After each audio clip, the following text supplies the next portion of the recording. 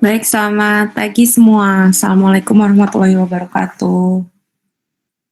Waalaikumsalam. Pagi, Bu. Ada 4 orang. Bisa kita mulai aja ya. Suara saya jelas kan? Tadi internetnya sempat terputus, tapi sekarang mudah-mudahan udah lebih stabil. Kita absen dulu ya, sambil menunggu beberapa orang yang masih berusaha untuk join kayaknya. Harusnya 47 orang kan kalau absensi di saya. Muhammad Salmanul hadir.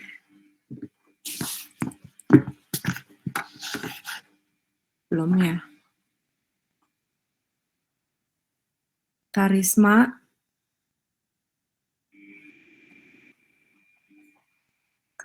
belum juga. Muhammad Yazid hadir belum? Belum. Nadia Wahyu Dwi Hadir Bu Nadia. Hadir Bu. ya.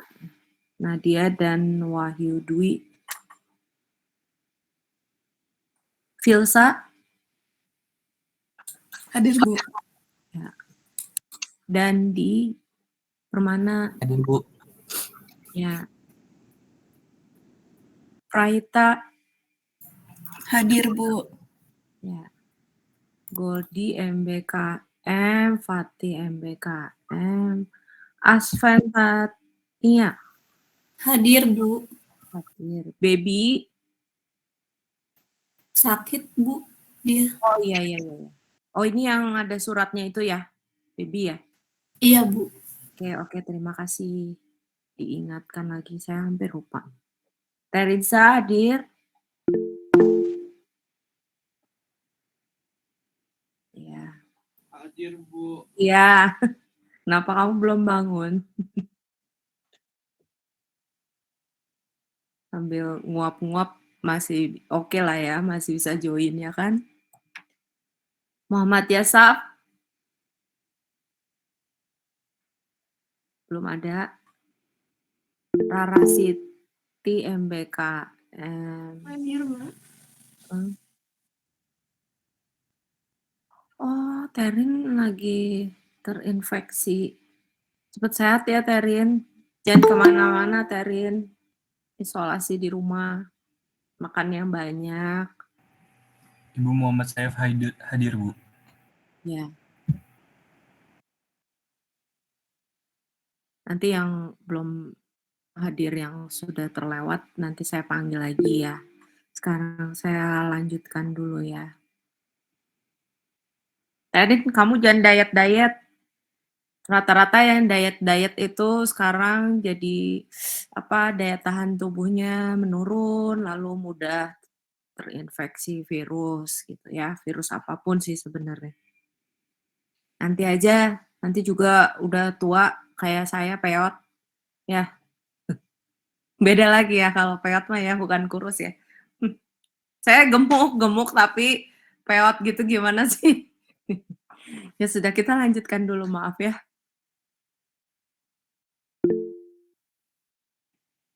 Tadi Baby tuh ada nggak ya? Saya lupa ya, maaf. Oh sakit, Baby sakit, maaf.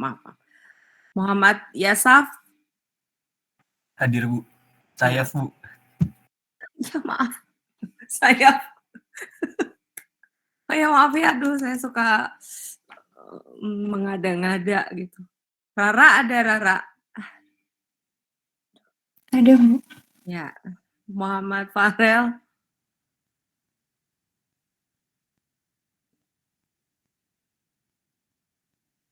Tar. Oh Rara MBKM, Farel juga MBKM. Maulida. Hadir Bu. Ya, Nabila. Hadir Bu. Dekret. Hadir Bu. Ya. Fahmi. Muhammad Fahmi. Belum. Salsabila. Hadir Bu. Alivia MBKM. Denisa. Hadir Bu. Bagus kamu, mic-nya ada echo-nya. Ahmad Zaki MBKM, Melinda MBKM, Raihan, Hadir, Bu. Ayu MBKM, Ahmad Gazi, Hadir, Bu. Arifah, Hadir, Bu. okay. Erza, Hadir, Bu. ya. Aprilia, Hadir, Bu. MBKM, Safira MBKM, Marina MBKM, Azra MBKM, Rafliandi, Hadir, Bu. ya. Asmana, Asmaan, Bu. Hadir. iya maaf ya. Saya nggak bisa baca loh kayaknya. Parah nih. Mata saya udah plus banyak, tapi kacamata saya lupa kepletek. Jadi saya lupa naruh. Saya nggak ada minus, tapi saya plusnya udah banyak. Bagus ya, nggak ada minus. Nggak ada minus, tapi plus kan berprestasi saya ya kan. Tapi nggak bisa baca prestasinya. Inggit MBKM, Safa ada Safa Alitia. Safa Alitia. Belum ya. Anggita MBKM, Indah MBKM. Lalu Galuh. Hadir, Bu. Ya. Larasati MBKM, Adila MBKM, Dina MBKM, Zara. Hadir, Bu. Hadir. Indah Nur. Hadir, Bu. Hadir. Vivi Adelia. MBKM. Oke. Siapa lagi tadi yang belum? Coba Muhammad Salmanul. Karisma Nur. Muhammad Yazid. Muhammad Fahmi. Hadir, Bu. Hadir. Fahmi hadir. Safa Alitia. Oke. Kita foto sekarang aja yuk. Nanti selesai materi tinggal closing gitu. Kalau lagi sakit nggak usah, nggak apa-apa. Yuk, yang lain aja untuk evidence. Oh, Fahmi mic-nya mati. Oh, ya, oke. Udah baik kan sekarang mic-nya? Yuk, siap. 1, 2, sebentar. Ya. 1, 2, 3. Sudah cukup. Udah mandi semua. Jangan udah mandi nanyanya ya. Udah sarapan semua. Sudah, Bu. Ya, sarapan ya. Sarapan itu ternyata lebih penting daripada daripada makan malam. Tapi makan malam kalau tidurnya larut malam juga menjadi penting karena daripada masuk angin. Gitu. Ya. Oke, baik kita ulas materi untuk hari ini ya, yang ketiga. Saya lihat di LMS belum ada lanjutan kuis atau tugas-tugas lainnya, jadi kalian masih bisa bersabar ya, masih bisa tenang untuk melanjutkan aktivitas yang lain. Gazi, kamu kenapa itu fotonya ada 2 belakangnya? Oh, belakangnya video ya, Gazi ya? Iya, Bu. Ih, kamu ini ya, kalau misalnya lagi mau ke toilet atau lagi ngapain, terus kamu tutup gitu. Jadi kamu itu, coba Iya, Bu, yang tinggal tutup ini, Bu. Yang ini aja. No. Coba lagi. Awas. Kamu awas, Gazi. Saya mau lihat. Oh, ini lebih cerah tahu Gazi. Kamu. Oh, coba lihat berapa detik saya bisa tahu. Kamu berapa detik? Coba. Ayo kita lihat yuk dia berapa detik. Awas kamunya, coba saya mau lihat. Kamu perubahannya gimana? Oh gitu. Oh 1, 2, 3, 4. Terus mana lagi? Oh gitu. Terus nggak ada ngangguk-ngangguk gitu. Pakai ngangguk-ngangguk atau harusnya. Jadi, oh serius Cina ngangguk-ngangguk gini. Ya Bu, nanti saya perbaiki lagi Bu. Iya ya, perbaiki ya. 3 detik lah kayaknya gitu. Tapi kamu hati-hati ekspresinya salah, nanti dosennya lagi sedih, terus tiba-tiba kamu senyum-senyum, nanti kamu kayak syukurin kayak gitu loh. Hati-hati. Saya boleh pesen atuh Gazi. Saya mau order ya Gazi ya nanti ya. Kirim ya buat saya kalau Boleh Bu. enggak ada yang saya kuliah susah cuman 6 orang satu kelas. Jadi kalau kayak gitu bakal dipanggil-panggil nanti. Wah, ini curiga ya. Dosen saya profesor udah usia 65 kali ya, udah 65 gitu, tapi pinter tahu. Jadi kalau ya memang saya juga kalah pinter kali ya, maksudnya kalau kalian kan canggih gitu ya, kalau teknologi gitu, terus saya pikir juga, udah 65 tahun gitu ya enggak sih? Saya mikirnya orang tua saya 70, ya orang tua saya 70 sekian, rada suka gaptek gitu kan. Tapi si profesor itu canggih tahu, pinter. Terus saya kepo gitu kan, nanya-nanya gitu sama teman, Prof anu canggih ya, dia tahu loh kalau kita ngirim gini-gini gitu ya, filenya misalnya iTenticket gitu kan, terus ya namanya juga mahasiswa kan usaha ya, saya iTenticket, gimana caranya ya iTenticket biar 0% gitu ya, terus saya akalin gitu, udah gitu terus nanya sama temen, tahu dong ketahuan, terus nanya sama temen gitu, si Prof ini tahu nggak, gue akalin gini. Iya mbak, orang dia asistennya ada 4. Oh walah, ternyata asistennya ada 4. Dalam hati, oh ya udah deh kalah deh gitu ya. Tapi kalian jangan khawatir kalau sama saya nggak punya asisten kok. Jadi saya ya sebagaimana kemampuan saya aja gitu ya. Jadi saya juga masih bisa dibohongin kok, tenang aja. Yang penting nggak ketahuan ya. Kalau ketahuan saya akan murka gitu, kayaknya nggak bakal lupa gitu. Tapi kalau selama nggak ketahuan ya udah kalian rezeki aja gitu. Oke ya.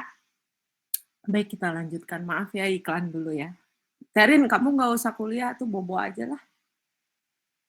Siapa lagi yang sakit di sini? Selain Baby dan Terin. Baby mah nggak bisa join. Baik, kita masuk ke materi.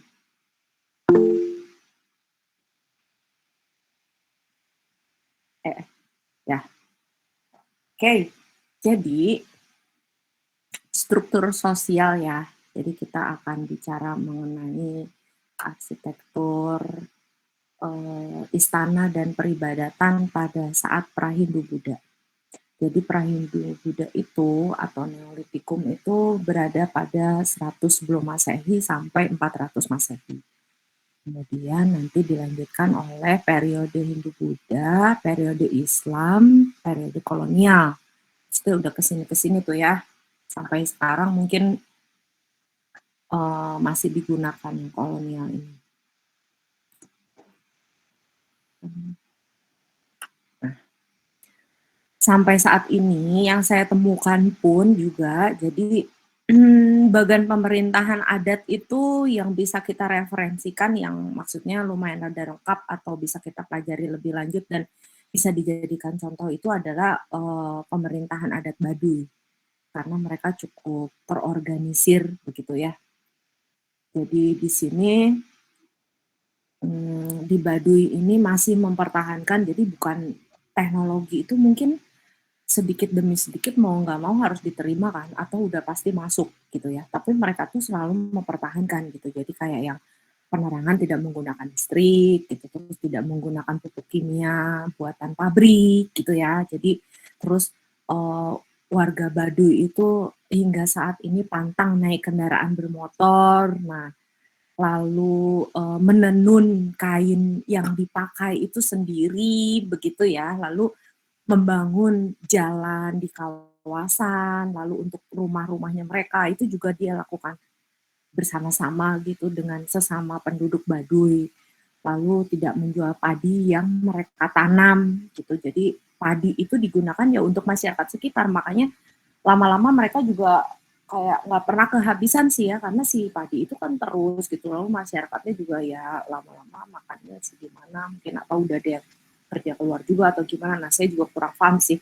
Maksudnya menjaga keidealismean mereka dengan hal-hal tersebut tuh seperti apa ya, walau alam lah ya intinya gitu. Tetapi penduduk-penduduk yang terutama yang masih puun-puunnya gitu ya, atau keluarga-keluarganya apa dan lain-lain itu masih menjaga, dan saya pastikan itu betul-betul terjaga gitu, karena saya ada teman satu orang di sana itu ada cerita sebagai referensi gitu. Nanti kapan-kapan kalau ada rezeki dan ada waktu dan kesempatan kita main ke sana bareng-bareng ya.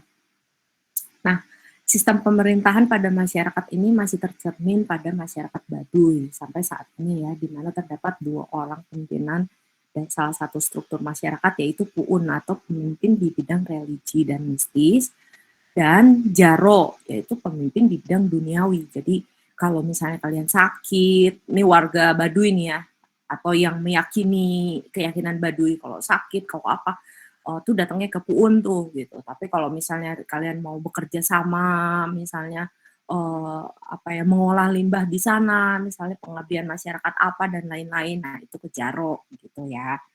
Begitu kurang lebih. Nah ini ada peta denah di daerah Baduy. Ini seru sih, seru lah pokoknya kalau ke sana terus enak. Terus kayaknya kalau perlu kita matikan dulu juga handphone gitu ya. Jadi kita benar-benar merasakan di sana tuh kayak gimana sebagai orang yang jauh dari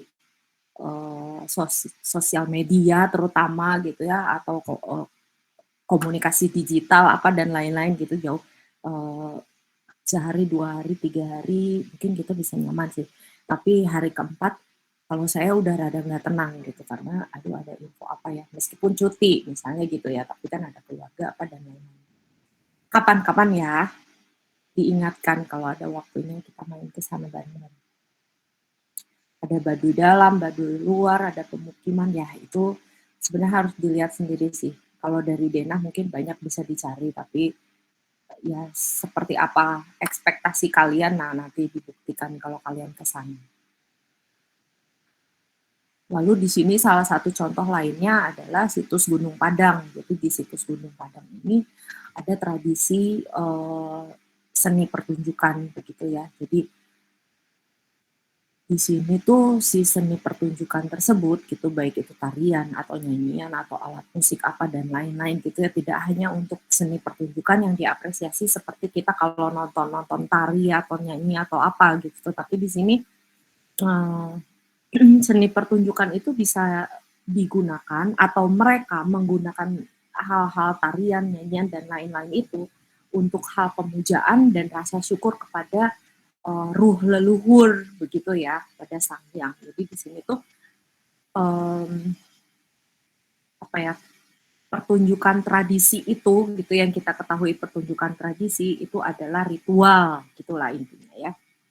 Jadi situs Padang, situs Gunung Padang di Cianjur ini adalah termasuk situs yang tertua yang saya ketahui, karena dia mulai dari 2000 sebelum Masehi itu sudah ada gitu. Jadi curiga si kebiasaan-kebiasaan atau si adat-adat religi, ritual-ritual itu bisa jadi dari sini mungkin dulu awalnya gitu. Kemudian di sini ada akulturasi dan transformasi ya. Minggu lalu kayaknya udah sempat sih dibahas, minggu sebelumnya juga pas pertama pertemuan. Nanti kita akan mempelajari mengenai akulturasi. Nah, seperti apa sih sebetulnya begitu ya akulturasi dan transformasi ini terjadi? Jadi kontak budaya akulturasi itu biasanya ada kontak budaya antar kelompok yang menguasai dan dikuasai dalam seluruh unsur budaya, baik dalam ekonomi, bahasa, teknologi, kemasyarakatan, agama, kesenian, maupun ilmu pengetahuan. Lalu nanti ada kontak budaya dalam situasi bersahabat atau situasi bermusuhan. Lalu nanti ada kontak sosial pada seluruh lapisan masyarakat sebagai masyarakat atau bahkan antara individu dalam dua masyarakat. Nah, itu bisa jadi kontak budaya ya. Lalu kontak budaya antara sistem budaya, sistem sosial, maupun unsur budaya fisik. Kemudian kontak budaya antar masyarakat yang jumlah warganya banyak atau sedikit. Nah, ini adalah contohnya seperti dicontohkan proses pencampuran dua budaya atau lebih yang saling bertemu dan saling berlangsung dalam waktu yang lama sehingga bisa saling mempengaruhi. Nah, jadi akulturasi atau transformasi pencampuran budaya ini bisa terjadi dari kelima hal tadi. Seperti apa terjadinya? Nah, biasanya mereka sering melakukan kontak, misalnya kayak ekonomi, misalnya jual beli gitu sering kan, terus kita tuker-tukeran, barter-barteran barang, misal atau apa buat dijual lagi. Lalu teknologi, biasanya kita bisa saling mengisi atau saling memberikan info, misalnya tentang apa yang menjadi kebutuhan sehari-hari, misalnya bisa ditingkatkan dengan hal teknologi. Nah, itu juga bisa jadi merupakan kontak budaya yang bisa saling mempengaruhi kan gitu.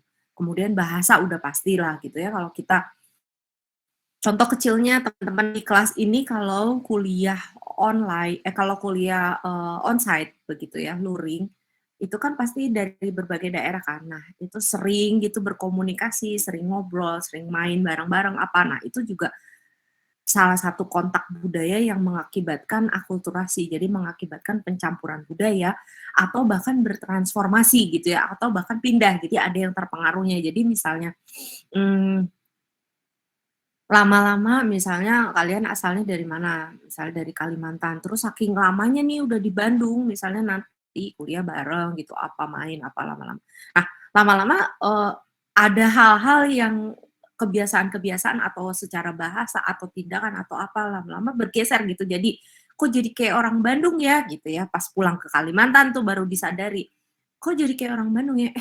Oh iya ya gitu. Kaliannya tuh nggak sadar gitu sebenarnya gitu kan. Tapi ternyata orang asalnya yang melihat. Nah, hal itu juga sebetulnya menjadi hal transformasi gitu yang sadar tidak sadar ataupun tidak disadari hal tersebut menjadi sedikit bergeser. Nah, itu ya kurang lebihnya seperti itu.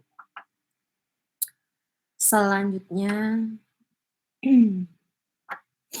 nah dalam perjalanan waktu mengalami asimilasi budaya di wilayah Nusantara bagian barat dan sebagian suku asli Negroid tergeser ke timur Nusantara hingga ke Malaysia. Nah, dari Nusantara. Jadi ada Negroid dengan Yunan pun terbukti begitu ya bergeser karena apa? Karena hal-hal yang tadi gitu. Jadi dari perdagangan, dari pemerintahan, dari komunikasi, dari kerjasama apa dan lain-lain. Akhirnya si Nusantara ini menjadi satu kesatuan dari Negroid dan Yunan gitu. Sejarahnya ini sejarah ya udah nggak bisa dibantah lagi. Kalau mau juga dicari lebih dalam begitu. Nah, hal ini diperkuat juga dengan iklim Nusantara yang beragam akibat kontur pegunungan api yang memanjang dari timur ke barat begitu. Ini salah satu contoh bangunannya. Bisa terlihat di sini ya. Kalian mungkin teman-teman MPKM juga udah lebih bisa paham lah begitu lihat pasti udah lebih paham gitu. Jadi seperti apa iklim di Nusantara, lalu keberagamannya ada apa saja budaya yang ada di bangunan ini, nah itu bisa kelihatan. Kasat mata sudah terlihat dari warna-warnanya dan dari bentuk. Kalau secara detail harus diperhatiin lagi. Nah, tradisi di usianya lebih tua daripada tradisi Hindu dan diduga kuat berakar pada budaya Austronesia. Nah ini ada lukisan Palilentang astrologi Bali yang di sini mungkin kalau ada teman-teman dari Bali ini bisa lebih mengetahui atau kalaupun belum mengetahui tolong dicari tahu gitu ya sama neneknya atau sama siapa seperti apa sih kronologis cerita akar budaya Austronesia itu gitu ya Indonesia atau Nusantara kita ini tuh seperti apa dulunya gitu kronologisnya. Nah, Saya percaya dari lukisan ini, baik contohnya dari relief yang suka kita lihat gitu di candi-candi gitu juga itu dari satu bagian, satu part lukisannya gitu ya, dari satu part reliefnya itu tuh banyak banget mengandung cerita kan. Kalau orang yang tahu tuh bakal diceritakan gitu satu persatu. Bahkan saking eh, menurut saya detail sih orang zaman dulu tuh kayaknya lebih detail gitu ya. Dan perfeksionis ya nggak. Jadi dari sebuah relief, ekspresi wajah itu bisa menceritakan gitu. Nah, saya tuh rada suka sih hal-hal seperti itu gitu. Jadi kalau kita cari tahu gitu lebih dalam lagi itu kita bakal kaya gitu pengetahuan kita bakal banyak banget dari situ gitu kita untuk membedah eh, deretan satu relief pun itu bisa jadi cerita yang panjang gitulah kurang lebih ya. Bentuk dan fungsi istana pemimpin pada masa awal zaman ini atau periode Perundagian sederhana seperti hunian biasanya, namun dalam perkembangan zaman akhir Austronesia menjelang peradaban Hindu mulai memiliki estetika yang lebih agung. Ya, di sini kita harus mencari buktinya gitu sebetulnya di zaman Perundagian itu tuh kayak apa sih sesederhana apa hunian-hunian yang ada gitu. Meskipun kalau menurut saya ya, menurut perspektif saya gitu, menurut kacamata saya, meskipun hanya menumpukan batu-batu dengan kayu-kayu yang ada gitu, sebetulnya kalau kita mau perhatikan secara estetika gitu, itu pasti sudah memiliki estetika yang lebih kan. Karena apa? Karena di situ kan orang zaman dulu tuh nggak sadar misalnya gitu ya, orang zaman dulu tuh sekalipun dia nggak sadar gitu numpukin batunya gimana, naruhin kayunya gimana gitu, tapi saya rasa dia punya konsep gitu loh. eh, Sekarang aja kita yang udah kuliah gini gitu kan, kita aja yang udah kuliah gini baru tahu oh konsep itu adalah apa gitu, oh konsep itu terjadi karena apa gitu kan. Tapi kalau zaman dulu kan mereka nggak pernah mikir gitu loh, nggak pernah oh dikonsepin dulu deh nanti batunya yang ukuran segini taruh di sini nanti batu ukuran enggak kan. Nah justru dari keoriginalan itu gitu sebetulnya si estetika itu juga sudah ada gitu menurut saya karena seperti apa hunian yang mereka anggap nyaman dengan material yang ada gitu, dengan bentuk yang terbatas dan dengan wilayah yang tentunya juga terbagi-bagi gitu ya, tetapi mereka bisa membuat sebuah hunian gitu, artinya mereka bisa tinggal di situ gitu ya. Nah itu juga uh, bisa kita amati sih sebenarnya gitu, sehingga berkembanglah menjadi uh, apa masa Austronesia dan masa akhir Austronesia dan sampai saat ini gitu seperti apa perkembangannya gitu. Apakah memang signifikan gitu atau memang jangan-jangan yang ininya malah lambat gitu, yang dulu malah cepet gitu. Nah, itu juga kan harus kita lihat lagi gitu ya. Nah, sehingga pada zaman Austronesia ini dapat dikatakan seluruh alam raya dan tempat naungan buatan manusia dapat menjadi ruang untuk melakukan ritual keagamaan. Nah, seperti yang kita ketahui, ruang itu tidak harus terbatas. Kalau kita bicara adat ya, kalau kita bicara adat, ruang itu tidak terbatas hanya dengan lantai, dinding, langit-langit dan furniture. Tetapi ruang itu di mana kita berpijak di situ, di mana ada batas-batas tertentu. Artinya gini lah, sederhananya, kalau kalian lagi main petak umpet nih di luar, misalnya sama teman-teman, atau kalian udah lama ya, jangan-jangan kalian juga nggak main itu sih waktu kecil atau apa ya, kalian main ke alam tuh kalau apa sih? Kalau camping gitu, kalau suka camping ya. Kalau ke pantai, ya kalian kalau suka, ya taruh deh di pantai deh. Yang paling abstrak nih ya pantai. Bingung kan? Ruangnya mana? Orang nggak ada ruangnya gitu kan. Nah, tapi kalau kita bicara di sini gitu dalam konteks kebudayaan di sini, ruang itu adalah di mana kita diam sekarang, gitu ya. Terus di mana kita duduk atau kita selonjor dengan kita nyaman dan kita bisa beristirahat, lalu kita punya teritori, artinya kita bisa naruh tas di sebelah sisi kanan kita bisa naruh ransel baju di sebelah kiri kita, lalu kita bisa menyimpan seberapa barang-barang kita menjadi bantal gitu ya. Nah, itu tuh udah menjadi ruang kita gitu kan. Meskipun nggak ada batasnya, tetapi itu udah jadi teritori kalian. Bisa itu udah menjadi batasan untuk ruang yang kita miliki gitu ya. Maksudnya kayak gitu ya.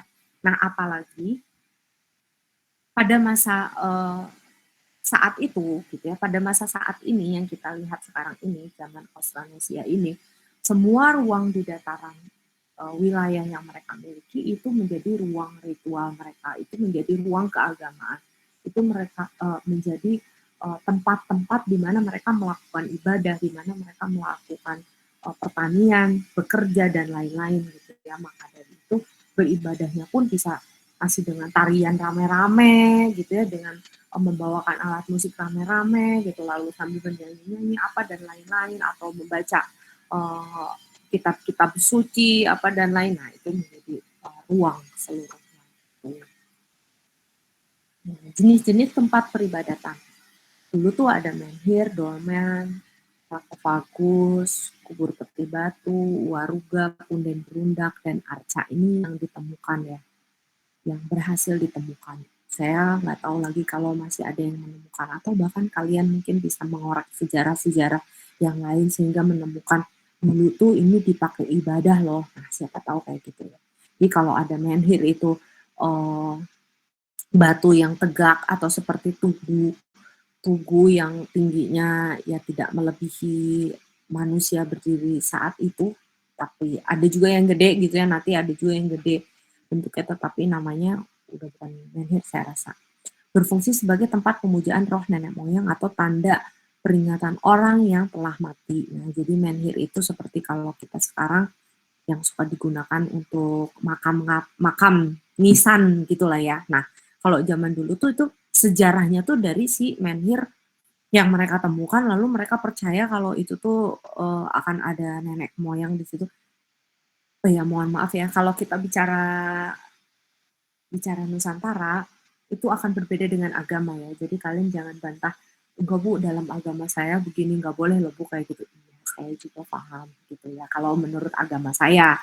Tetapi kita bicaranya Nusantara saja. Jadi mari kita hargai apa ya, keyakinan-keyakinan yang dimiliki oleh nenek moyang kita, gitu aja lah ya. Kan kita lagi mengorek atau mempelajari perjalanan arsitektur nenek moyang. Sebentar, apa-apa bilangin aja, saya nggak bisa lihat loh. Oh, ada yang mau masuk, Vivi. Kamu teh susah kalau saya lagi ini. Karena screen saya lagi full sama si PPT ini. Kalian mau bobo juga saya nggak bakal tahu sekarang gitu ya. Oke, Vivi, udah bisa masuk ya?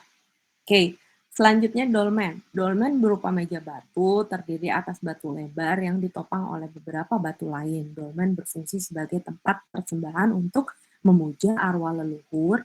Biasanya dolmen ditemukan bersama dengan kubur batu. Nah, biasanya si dolmen tuh deket-deketan sama kubur batu. Gitu. Itu juga dijadikan tempat pemujaan mereka atau dijadikan media lah ya, media untuk mereka menyembah nenek moyang atau pemujaan untuk leluhur mereka begitu.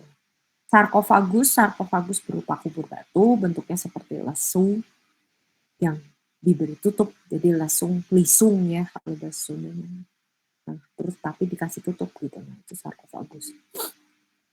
Kubur peti batu berupa tempat penguburan dalam tanah, sisi, alas, dan tutupnya terbuat dari papan batu. Kemudian ada waruga berupa kubur batu berbentuk kubus dengan tutup berbentuk atap rumah. Punden berundak berupa bangunan bertingkat yang dihubungkan tanjakan kecil. Punden berundak berfungsi sebagai tempat pemujaan terhadap roh nenek moyang. Biasanya di tiap tingkatan didirikan menhir. Kemudian ada arca megalitik menggambarkan binatang dan manusia, binatang-binatang yang biasanya digambarkan adalah gajah, harimau, dan monyet. Nah, itu binatang yang dianggap sakral bagi mereka. Ini menhir ya. Menhir itu seperti ini. Banyak yang lebih tinggi dari orang juga gitu, tetapi tempat-tempatnya biasanya tertentu. Jadi kebanyakan dia bentuk-bentuknya itu diyakini sebagai apa-apa begitu ya, karena tegak dengan dipercaya karena dia menhir itu bisa tegak dengan baik, lalu baik itu sudah dikerjakan atau belum dikerjakan, diletakkannya dengan sengaja di suatu tempat, jadi dipindahkannya juga dengan ritual atau apa, atau tiba-tiba ada di situ dan letaknya emang cukup representatif mungkin ya buat mereka beribadah, ya udah gitu jadi di situ. Jadi mereka menghormati dan menjadi lambang dari arwah para leluhur mereka. Jadi diyakini kalau bentuknya begini atau yang letaknya di mana itu yang ada tuh arwahnya siapa begitu. Lalu yang bentuknya seperti apa atau menyerupai apa misalnya, nah itu diletakkan di mana, nah itu juga bisa diyakini. Nah, ini menhir di lama-kelamaan menhir tersebut diberi persembahan begitu ya, atau diberi penghormatan dengan dihias begitu, menggunakan ragam-ragam hias, tergantung situs menhir tersebut berada di mana. Nah, ini langgam-langgam yang menjadi ciri khas gitu, dari yang kecil sampai yang besar ada. Jadi mereka membuat hiasan-hiasan yang khas bagi mereka, jadi mencirikan. Jadi kalau orang zaman itu tuh bakalan tahu gitu kalau bentuknya kayak gini, oh ini tuh asalnya dari yang di sebelah mana gitu. Jadi jangan sampai ada orang iseng yang mindahin misalnya saking sayangnya sama menhir ini terus dia pindahkan buat dia mujanya lebih dekat gitu. Nah, itu bakal ketahuan karena udah lintas wilayah misalnya begitu ya, atau lintas tempatnya. Nah, ini sarkofagus, jadi peti kubur batu terdiri dari wadah yang ditutup pada ujung-ujungnya terdapat tonjolan. Masyarakat setempat tuh menyebutnya batu sada atau parholian. Jadi kayak ini ya, bener kayak lisung ya, kayak lesung tapi dia ada tutupnya lagi terus dihias lagi gitu. Nah, ini bisa ketahuan nih yang ada di dalamnya nih siapa gitu. Karena dia punya ciri-ciri atau tanda atau mungkin torehan wajahnya itu mirip dengan wajah yang terdapat di dalamnya. Ini juga sarkofagus yang terbuat dari batu tufa dan sebagian lain dibuat dari batu pasir dan boksit. Secara umum bentuk kuburan batu ini 4 persegi panjang, simetris yang terbagi atas 2 bagian, yaitu bagian wadah merupakan tempat untuk menyimpan jenazahnya atau kerangkanya gitu ya. Nah, ini ukuran-ukurannya. Siapa tahu kalian mau membuat replika gitu ya terus ditaruh di mana. Jangan ya. Atau kalian mungkin yang suka ada hobi-hobi tuh ngumpulin batu-batu terus jadiin kalung gitu ya kan.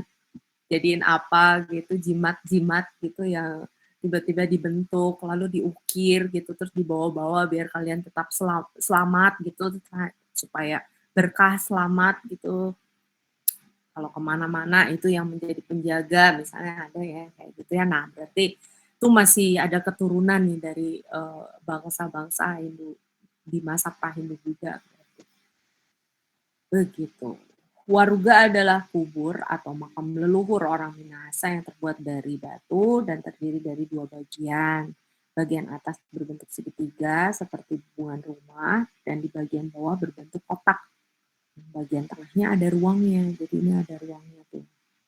Diperhatikan dari atas, tengah, bawah gitu ya. Mungkin kalau ada teman-teman mahasiswa dari Minahasa bisa menceritakan atau bisa mendapatkan dokumentasi yang lebih update gitu ya. Jujur saya belum pernah sih ke Minahasa ini. Tapi kelihatannya kaya dengan budayanya gitu misalnya. Begitu.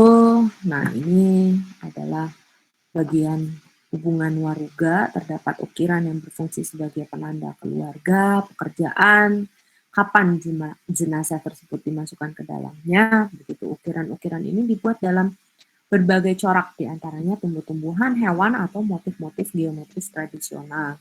Jika di dalam hubungan terdapat gambar hewan, berarti jenazah yang dimasukkan ke dalam dulunya pekerjaannya pemburu, begitu. Kalau misalnya desainer apa ya gambarnya ya di sini ya? Penggaris gitu, masa iya ya? Semoga ya sekarang mah nggak pakai penggaris. Apa ya? Pen digital gitu misalnya dengan logo-logo tertentu gitu atau apa. Gantung ya kalian mengamanatkannya pengen gambarnya apa nanti kali gitu. Amit-amit ya, coya ya tentang. Waruga berasal dari 2 kata atau waru yang berarti rumah dan ruga yang berarti badan. Jadi secara harfiah, waruga berarti rumah tempat badan kita yang akan kembali ke surga. Begitu. Kalau keyakinan saya kan tidak pakai wadah, ya kecuali satu dan lain hal. Jadi kalau keyakinan saya dibiarkan mendekatkan dengan alam saja gitu, dengan tanah dan yang lainnya. Kalau ini, ntar dulu, kalau misalnya keyakinan saya terus pengen ngasih tanda-tanda gitu ya, bisa juga kali ya, lucu juga nanti di nisannya tolong ditempelin ini ya gitu misalnya ya, kalian bikin gitu dari sekarang jimat-jimat bentuknya apa. Ya amit-amit ya, bercanda ya saya. Mau serius juga boleh sih, terserah kalian, cuman enggak lah gitu. Cuman tiba-tiba kepikiran, saya suka kayak gitu ya, mohon maaf. Arca pada periode Perandagian ini berbeda dengan masa Hindu yang memuja dewa-dewi, tetapi diperuntukkan untuk memuja roh leluhur. Arca batu banyak ditemukan di beberapa tempat di wilayah Indonesia, di antaranya Pasaman, Sumatera Selatan, Sulawesi Tenggara. Bentuknya dapat menyerupai binatang atau manusia dengan ciri mirip gitu. Mana sih? Oh iya. Di Pasema ditemukan arca yang dinamakan batu gajah, yaitu sebongkah batu besar berbentuk bulat, di atasnya terdapat pahatan wajah manusia yang mungkin merupakan perwujudan dari nenek moyang yang menjadi objek pemujaan. Nah kalian tuh, dulu, mereka bisa tahu nenek moyang yang dijadikan objek pemujaan. Oh kayaknya dari foto kali ya, dari apa, jadi saking itu yang terhormat banget terus dilihat gitu kali, terus mendekati gitu, usahakan mendekati gambarnya gitu kali ya. Ini kalian bagus juga kalau sekarang sering-sering selfie, sering-sering foto, supaya nanti banyak dokumentasi yang bisa direferensikan, siapa tahu mau pahat-pahat di batu gitu, nih wajah saya dipahat di batu ya gitu. Bisa juga begitu. Arca Sang Hyang Dengdek. Sang Hyang Dengdek merupakan sebutan untuk arca atau patung batu yang terdapat di kaki Gunung Pulosari, tepatnya di Kampung Ciparut, Desa Sang Hyang Dengdek, Kecamatan Seketi, Pandeglang. Siapa yang dari Pandeglang? Ada. Ini kalau pilek saya bilang Pandeglang. Arca tersebut menjadi salah satu peninggalan tradisi kerajaan Salakannagara. Pada lokasi tersebut terdapat beberapa batu yang berdiri miring atau dalam bahasa Sundanya dengdek. Nah, dengdek teh. Ya kalau bahasa Sundanya dengdek adalah miring. Jadi doyong gitu loh dengdek tuh. Material utama yang dipakai pada periode Perandagian ini adalah batu andesit. Maaf ya kalau sekitar saya ada suara musik.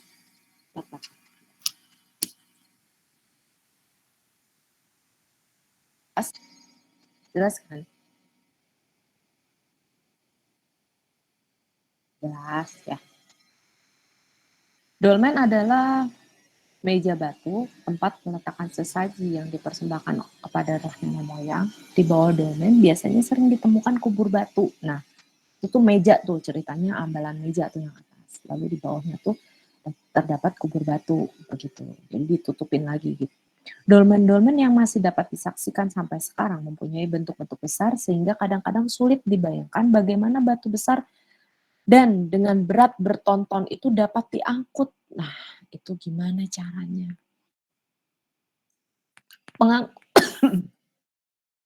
Pengangkutan batu sampai setinggi 2 meter lebih tentu mempunyai teknik tersendiri di dalam cara pengangkutannya. Besar tiang-tiang penyangga biasanya disesuaikan dengan besaran batu datarnya. Jadi gimana sih ambalan atasnya itu tuh. Jadi tiangnya dicari yang kira-kiranya sesuai dan kuat begitu. Semakin besar batu datar, maka semakin besar pula tiang yang penyangganya. Nah, ada cerita. Jadi sebetulnya si batu-batu ini tidak seperti diangkat yang seperti kita ketahui gitu loh. Kalau pada masa itu katanya, kalian coba cari video-video ya. Jadi kekuatan itu akan muncul dari hal-hal yang lain gitu.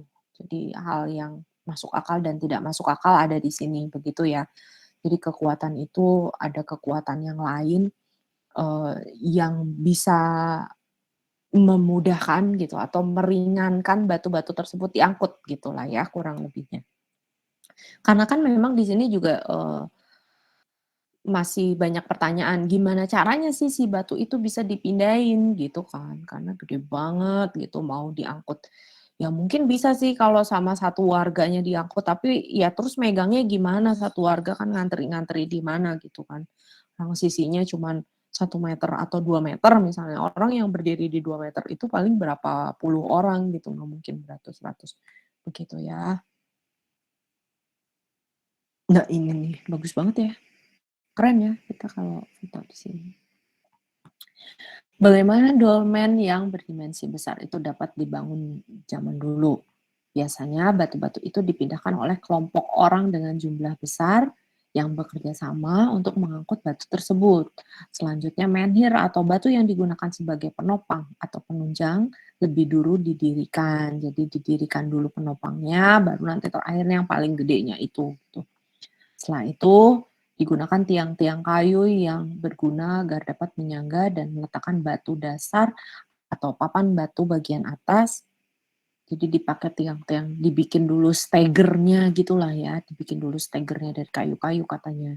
Baru nanti ditaruhin yang atasnya. Semakin besar batu yang digunakan, akan semakin besar juga menhir atau tiang batu penyangganya yang digunakan.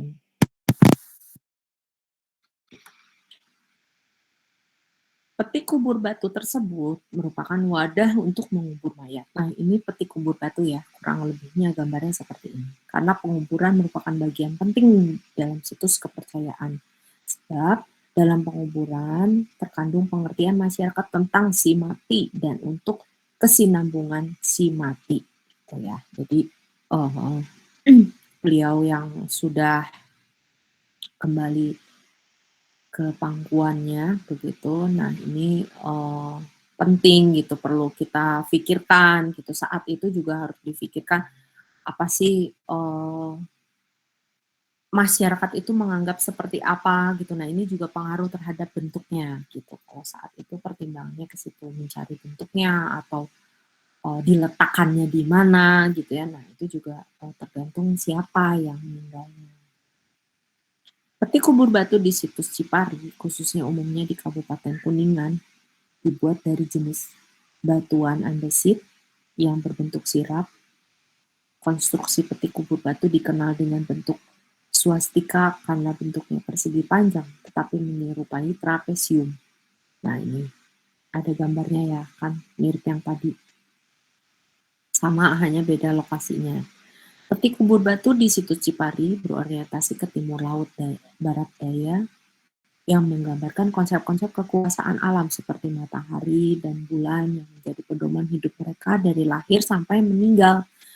Pedoman pada terbit dan terbenamnya matahari. Nah, jadi ngadepnya kemana, kakinya sebelah mana, kepalanya sebelah mana, begitu ya. Nah, itu tergantung dari arah mata angin, begitu meletakkannya. Berbeda dengan istana dan hunian yang didominasi oleh tiang, dinding, dan atap menjulang yang terbuat dari material kayu dan alami lainnya.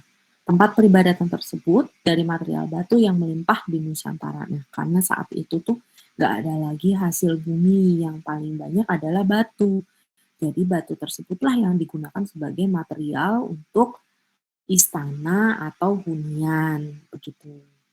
Jadi pengembangan punden berundak sebagai tempat peribadatan. Di sini contohnya ada Candi Suku di Jawa Tengah dan candi terakhir di era Majapahit. Berikutnya, pola susun balok batu punden berundak situs Gunung Padang. Ini situs Gunung Padang itu seperti ini ya. Digambar kembali. Punden berundak Gunung Padang merupakan susunan binaan yang terbuat dari benda alam untuk memenuhi kebutuhan ruang pemujaan, terletak di atas sebuah bukit pada ketinggian kurang lebih 885 meter di atas permukaan laut. Benda alam sebagaimana dikemukakan tersebut adalah batuan beku yang terbentuk karena proses alam, yaitu berupa batuan kolomnar, join, atau kekar kolom yang bentuknya persegi atau prisma memiliki sedikitnya 3 sampai 7 sisi. Jadi 3 sampai 7 sisi bisa dihitungnya 1, 2, 3, 4, 5, 6, 7. Pola susunan batu punden berundak nih di situs Gunung Pandang seperti ini pola susunannya kalau dibuat tampaknya ya. Jadi tampaknya undakannya itu seperti ini. Pola susunan 3 merupakan pola susunan balok-balok batu yang disusun sebagai dinding teras punden berundak Gunung Padang yang memiliki dinding batuan dengan ukuran tinggi antara 3 sampai 7 meter serta dengan kemiringan susunan batu lebih kurang adalah 80 derajat. Jadi kurang lebihnya 80 derajat itu paling stabil berarti ya karena dia dengan ketinggian seperti itu gitu dengan ketinggian sampai 7 meter itu kemiringan 80 derajat itu paling stabil. Baik, sekian penjelasan mengenai arsitektur istana dan peribadatan Prahindu. Nanti berikutnya adalah arsitektur hunian di Nusantara periode Hindu-Buddha ya. Sekian, terima kasih. Ada yang ingin ditanyakan? Cukup? Belum, Bu. Ya, cukup ya. Kalian jangan bobo beneran. Kebayang ini 33 orang kalau pada bobo saya kayak Dina boboin kalian gitu ya. Ntar saya selimutin abis ini. Saya selimutin, saya kasih bantal-bantal di sampingnya, taruhin guling gitu ya Gazi ya. Nah, biar bobonya lelap gitu. Ya, masih mending sambil ngerjain tugas lain lah gitu ya. Kalau bobo, saya khawatir nanti kalian benar-benar nggak sadarkan diri pas bangun. Tadi tuh habis ngapain ya? Nah, gitu. Ya, baik, cukup. Bentar saya belum submit nih. Cukup, Bu. Cukup absensi aman ya, udah ya? Oh, udah nih, udah. Udah ya, udah saya submit juga sih. Oke. Cukup. Kalau begitu, sekarang sudah pukul 8.30. Ya, 30 menit. Cukup lah ya. Kalau tidak ada yang ditanyakan. Baiklah, terima kasih atas perhatiannya. Kalau begitu silakan melanjutkan aktivitas lainnya. Karena perkuliahannya cukup, berarti 8:30 kita sudahi saja, nggak apa-apa. Jadi kalian masih banyak waktu untuk melanjutkan kegiatan lainnya ya. Oke. Ini siapa ya? Ada yang meninggal dunia. Info di Prodi.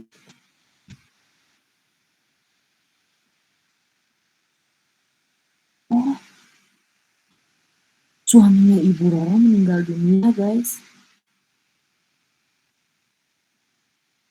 Innalillahi wa inna ilaihi raji'un. Makanya saya pas ada ini siapa nih? Soalnya kalau di grup Prodi itu pasti ya serius lah berarti. Yaudah ya, baik, terima kasih ya atas perhatiannya ya. Cukup ya, sehat semua ya. Jaga kondisi. Terima kasih, Bu. Terima kasih, Bu. Terima kasih, Bu. Terima kasih. Terima kasih, Bu. Sehat-sehat selalu, Ibu.